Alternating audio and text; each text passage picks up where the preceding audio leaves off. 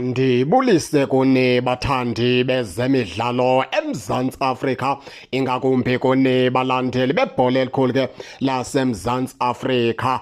Baphulaphuli ke maske singene kule ndaba ke kaRhulani Mokoena. Kule ndaba ke okanye amahlebezi avakalayo ahambayo athi uRhulani Mokoena ngomnye wabaqeqeshi ekungabona kanti okubana ke angazanyathele phaya eNaturena ibe nguyena ke ozothatha intambo kule sizini izayo xa kuphela le sizini.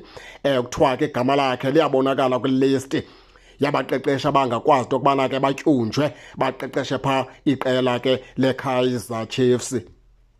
Phambi kokubana ke sinabe ngale meko kaRhulani Mokoena masenjenje nawukhumbula ke into yokubana ke iKaizer Chiefs zothi ga ngoku kusukela oko ke yathi yachitha pha umlomzana uNazareth Napi, zange phinde ke benomqeqeshi othe wabeke uthatha ke ezintanjeni okanye ke ungena endaweni kaMr Napi. Yaye iKaizer Chiefs yaqhubeleka ke nabe bengabasekela wakhe okanye abancedisi bakhe ababini.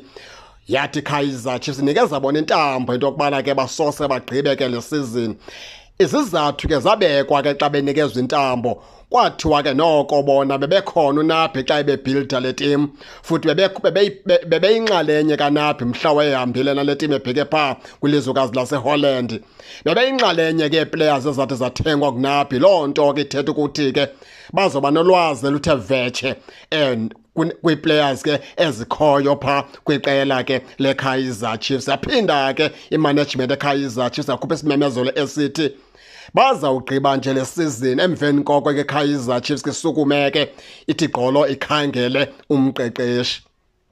Yingako ke kusithiwa ke igama likaRhulani Mokoena liyabonakala kwilist yabaqeqeshi ke abazoqeqesha phaa iqela ke leKaizer Chiefs. Kodwa ke oonondaba bona xa bebechwechwile ke bomamele bezama uqonda ngemeko kaRhulani Mokoena okubana ingabe ithini na malunga nokuqeqesha phaa iKaizer Chiefs, babuye besithi ke bona lulwimi etywaleni olo.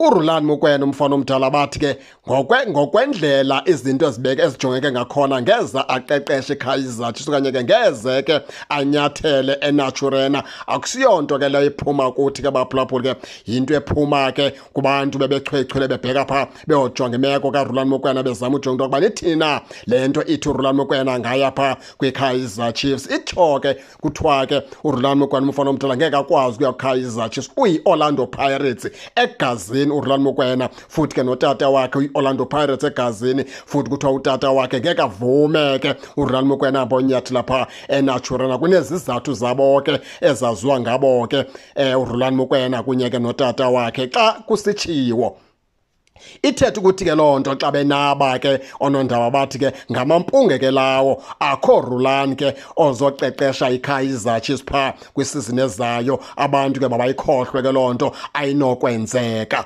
Yintetha ke ethe yaphuma phaa koonondaba xa bebechwechule ke bajonga imeko ke kaRhulani Mokoena ke baphulaphuli ke babuya besitsho besithi ke lulwimi etywaleni ayinokwenzeka loo nto, akho Rhulani Mokoena ongaqeqesha iKaizer Chiefs. noRhulani Mokoena bathi ke uthe xa ezanye ukuqondwa ukubuzwa malunga nale meko wathi ke naye akazani naloo nto, and yesibini ndawo wazikhaba zonke into ezitshoyo zokubana ke angangumqeqeshi ke weqela ke leKaizer Chiefs kwisizini ezayo. Into ethetha ukuthi ke baphulaphuli ke ayikacaci ncakasana ke into kaRhulani Mokoena ke neKaizer Chiefs. Injalo ke baphulaphuli ke nani ke ningake ningene nitshone into yokubana niva njani, nize ke ningakhohlwa usubscribe kule channel ukuze ningaphoswa zezemidlalo endizanothulela zona kwixa elizayo kakuhle babukeli.